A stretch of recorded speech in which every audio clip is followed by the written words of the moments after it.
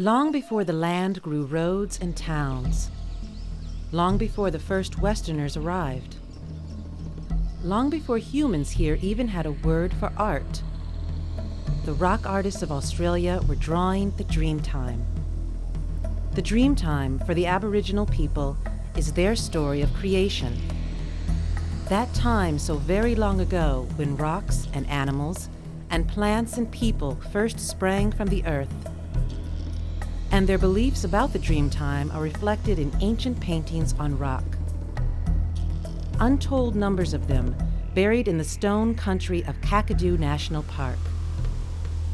Thompson Yuligiru still paints in the time-honored way.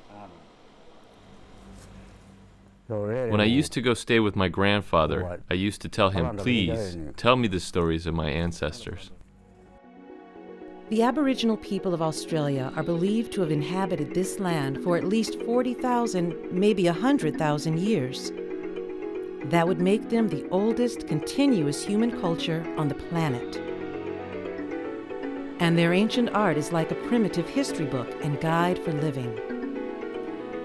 Pictures tell a story here of how birds warn kangaroos of approaching hunters. And here, the tale of war. Aboriginal people of old believed the pictures imparted powers. Paint a harvest of fat fish, and chances are one would come your way. Seasons played a big role in their lives, so many of the images were painted each year at a specific time. The artists used red ochre and yellow ochre, made of soil and white clay. Certain clans were responsible for painting specific animals. If your group painted turtles, that's what you painted, not kangaroos. It was all seen as magic, all ceremonial, part of keeping the earth healthy. The last pure rock artists died in the 1960s, and modern Aboriginal artists paint on bark, paper, wood, making their work portable and valuable.